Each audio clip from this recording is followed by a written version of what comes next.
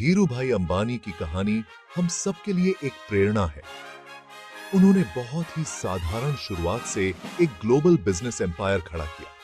गुजरात के एक छोटे से गांव में जन्मे धीरूभाई का सफर बिल्कुल भी आसान नहीं था। वो एक दूरदर्शी लीडर थे, इंडियन इंडस्ट्री के सच्चे पायनियर। धीरूभाई का बचपन काफी संघर्षों से भरा था। उनके परिवार के पास पैसे कम थे, लेकिन उनका हौसला बहुत बड़ा था। उन्होंने छोटी उम्र से ही काम करना शुरू कर दिया था ताकि अपने परिवार की मदद कर सकें।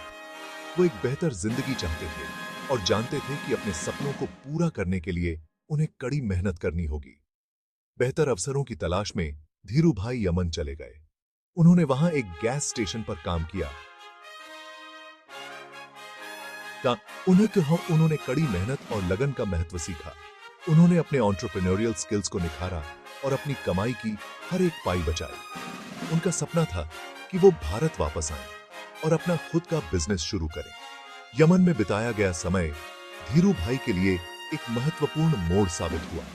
उन्होंने अंतरराष्ट्रीय व्यापार की क्षमता को पहचाना और अलग-अलग संस्कृतियों और व्यावसायिक तरीकों के बारे में सीखा। यह अनुभव उनके लिए बहुत कीमती साबित होगा जब वो अपने वतन वापस लौटेंगे। वो अपनी पहचान बनाने के लिए तैयार थे।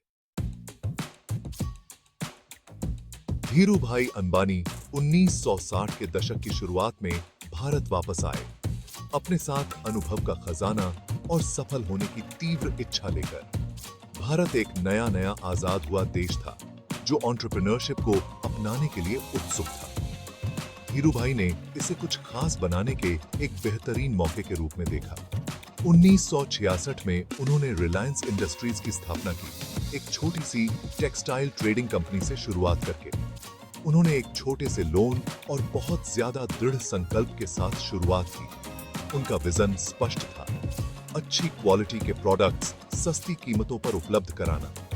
उन्हें कड़ी मेहनत और नवाचार की शक्ति पर भरोसा था। धीरूभाई की बिजनेस समझ बहुत जल्दी ही सबको दिखने लगी।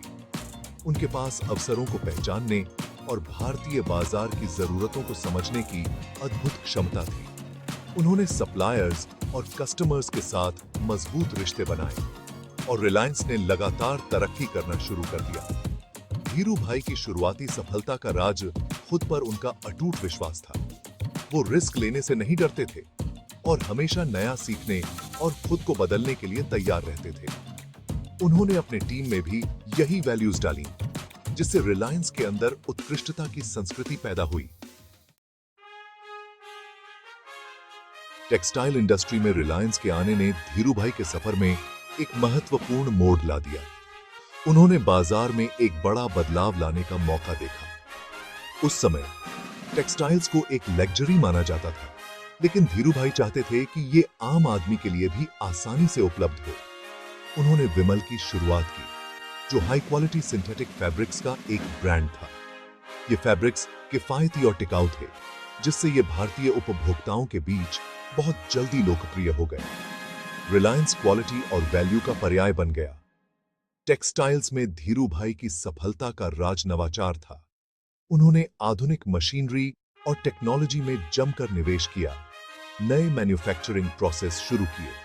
उन्होंने एफिशिएंसी और क्वालिटी कंट्रोल पर ध्यान केंद्रित किया, जिससे रिलायंस टेक्सटाइल्स को प्रतिस्पर्धी कीमतों पर बनाने में सक्षम हो सका। टेक्सटाइल इंडस्ट्री में रिलायंस की ग्रोथ अभूतपूर्व थी। कंपनी ने तेजी से अपने काम को बढ़ाया, नई मैन्युफैक्चरिंग फैसिलिटीज बनाई और हजारों नौकरियां पैदा की। धीरूभाई का विजन अब सच होने लगा था। भाग 4, क्षितिज का विस्तार। पेट्रोकेमिकल्स से टेलीकम्युनिकेशंस तक। धीरूभाई अंबानी कभी भी अपनी सफलता से संतुष्ट नहीं रहे। उन्होंने हमेशा नई चुनौतियों और अवसरों की तलाश की। उन्होंने दूसरे सेक्टर्स में ग्रोथ की संभावनाएं देखी। उन्होंने रिलायंस के बिजनेस को और बढ़ाने का फैसला किया। 1980 के दशक में रिलायंस ने पेट्रोकेमिकल इंडस्ट्री में कदम रखा। यह एक साहसिक कदम था। यह इंडस्ट्री पूंजी प्रधान थी और बड़ी कंपनियों का इसमें दबदबा था। धीरूभाई विचलित नहीं हुए। उन्हें रिलायंस की प्रतिस्पर्धा करने की क्षमता पर भरोसा था।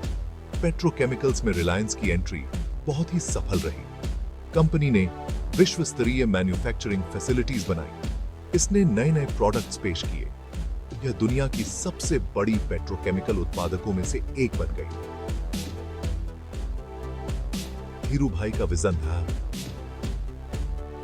विजन एक बार फिर सफल रहा। धीरूभाई का अगला दांव टेलीकम्युनिकेशंस पर था। 1990 के दशक में भारत का टेलीकॉम सेक्टर अविकसित था। धीरूभाई ने लाखों भारतीयों को जोड़ने का अवसर देखा। उन्होंने रिलायंस टेलीकॉम लॉन्च किया। भाग 5, बाजार की शक्ति। धीरूभाई के वित्तीय नवाचार। धीरूभाई अंबानी ग्रोथ के लिए पूंजी बाजारों का उपयोग करने वाले अग्रदूतों में से एक थे। वो इक्विटी फाइनेंसिंग की ताकत को अच्छी तरह समझते थे। वो भारत के पहले उद्यमियों में से एक थे जिन्होंने शेयर बाजार का रुख किया। उन्होंने 1977 में रिलायंस को पब्लिक किया। यह एक ऐतिहासिक घटना थी। इसने आम भारतीयों को रिलायंस की ग्रोथ स्टोरी का हिस्सा बनने का मौका दिया। शुरुआती पब्लिक ऑफरिंग या आईपीओ बहुत सफल रही। इसे कई गुना ज्यादा सब्सक्राइब किया गया। धीरूभाई ने कन्वर्टिबल डिबेंचर्स जैसे वित्तीय साधनों का अभिनव उपयोग करके रिलायंस को बड़ी मात्रा में पूंजी जुटाने में मदद की। इससे कंपनी के तेजी से विस्तार में मदद मिली। उन्होंने शेयर बाजार को आम आदमी तक पहुंचाया। उन्होंने लाखों निवेशकों के लिए धन का सृजन किया। वो पारदर्शिता और कॉर्पोरेट गवर्नेंस में विश्वास करते थे। उन्होंने निवेशकों के साथ विश्वास का रिश्ता बनाया। उन्होंने उन्हें रिलायंस के सफर का एक अभिन्न अंग बनाया। फाइनेंस के प्रति उनके दृष्टिकोण ने भारतीय पूंजी बाजारों में क्रांति ला दी। भाग 6, विकास और अवसर की विरासत। धीरूभाई का स्थायी प्रभाव। धीरूभाई अंबानी की विरासत उनके द्वारा बनाए गए रिलायंस साम्राज्य से कहीं आगे तक फैली हुई है। उन्होंने उद्यमियों की एक पूरी पीढ़ी को प्रेरित किया। उन्होंने उन्हें दिखाया कि बड़े सपने देखना और असंभव को हासिल करना संभव है। वो भारत की उद्यमशीलता की भावना के प्रतीक बन गए। उन्होंने लाखों नौकरियां पैदा की। उन्होंने भारत के आर्थिक विकास में महत्वपूर्ण योगदान दिया। वो समाज को वापस कुछ देने में विश्वास करते थे। उन्होंने धीरूभाई अंबानी फाउंडेशन की स्थापना की। यह फाउंडेशन शिक्षा, स्वास्थ्य सेवा और ग्रामीण विकास में सहयोग करता है। धीरूभाई अंबानी का 2002 में देहांत हो गया, लेकिन उनका विजन आज भी जिंदा है। रिलायंस आज भी भारत की सबसे मूल्यवान कंपनियों में से एक है। यह एक ग्लोबल समूह है जिसकी पेट्रोकेमिकल्स, रिफाइनिंग, टेलीकम्युनिकेशंस, रिटेल और अन्य क्षेत्रों में रुचि है। उनकी कहानी कड़ी मेहनत, दृढ़ संकल्प और अपने सपनों पर अटूट विश्वास की शक्ति का प्रमाण है। उन्हें हमेशा उस व्यक्ति के रूप में याद किया जाएगा जिसने बड़े सपने देखने की हिम्मत की और उन सपनों को साकार किया। Created by Ashutosh. Created